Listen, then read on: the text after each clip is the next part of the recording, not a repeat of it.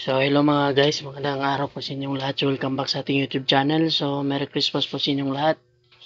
Greetings from Citytrix channel.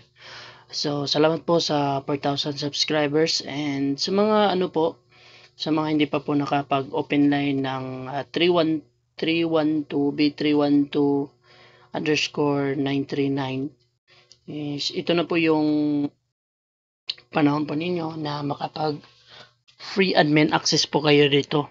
So, for this video po mga lods, kung talaga mahina talaga is gusto niyo pong mag-band change band locking po, ay papakita ko naman po dito sa ating YouTube channel. So, free na free po ito. So, ang gagawin niyo lang po dito mga lods ay mag-login muna kayo sa inyong B312939. So, wala po tayo niyan mga lods, no? Wala po tayong ganong klaseng modem kasi po nabenta na po natin. And for this video ay itatry lang po natin dito gamit yung ZLT stingy po natin. So, pero pang ano talaga to, pang 939 to ito mga lods ha. So, ayan po. Itatry lang po natin yan. So, off muna natin yung ano natin, yung VPN natin. Gumamit po tayo ng VPN para makapag-upload lang ng files galing po kay Servos Junjun na link. Wala po tayong sariling link, no? Ayan. So, ayan. So, dito mga lods ay i-click lang po natin itong 192.168.254. Sample lang to mga lods kung V939 po yung modem po ninyo. So, ipapakita ko lang po dito muna kung anong klase yung picture ng B312 939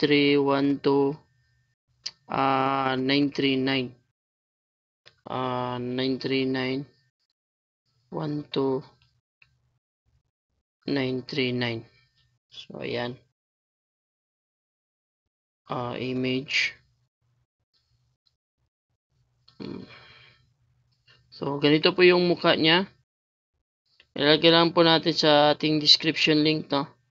So, ganito po yung klase ng kanyang na modem, yung makapag free admin access po tayo. So, dito na. So, ayan. I-close na natin yan. So, ayan. So, ang unahin nyo po dito mga lods is click nyo muna tong login. So, sample is user po sa inyo. Gamitin nyo po yung 192.168.254.254.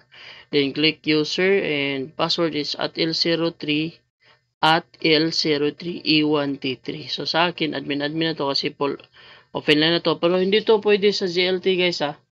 Ang sa akin lang po is paano mag-band locking. So, sample, ganito na yung dashboard nyo. Nakalagin na kayo. Then, dito, mag-new tab po kayo. And click niyo po itong link na bibigay ko po sa inyo. Yan.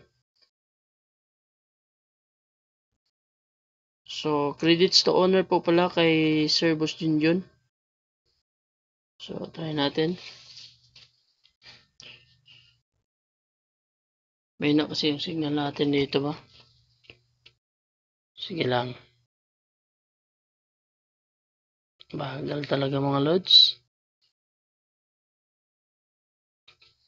Pero pag nakapag VPN po tayo, mabilis po siyang mag-open. So, ayan po yung ano niya. Yan yung design niya. And, pindutin lang natin itong sample is band 3. Kung gano'n naman, kasi sa atin dito is iba po yung design niya, no?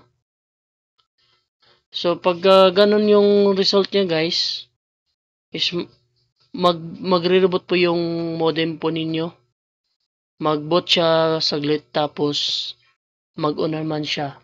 So, yun, pag makita mo na is nalipat yun sa ibang band. So, itry nyo po lahat ng band para at least matry nyo po. Ganun din yung ano niya. So, makikita nyo po dito may design. Makita nyo po dito sa baba yung ano niya. Yung parang ano niya, frequency. Makita niyo po kung malakas ba siya o hindi. So, try niyo naman tong 28 to 40 to 41. Wala po kasi tayong ganong klaseng modem mga lods para masubukan talaga natin. If ever po na mas okay po sa inyo, gumana talaga, so comment down below na lang po sa ating Facebook video po, dito sa ating Facebook, YouTube tutorial videos. Diyan na lang po kayo mag comment para at least alam po natin na talagang gagana yan. Hanap po ako dito ng sikanan para at least matry po natin sa next natin video. So ito po yung part 1 ng B312939. So maraming salamat po sa inyong lahat sa inyong patuloy na panood sa ating YouTube channel.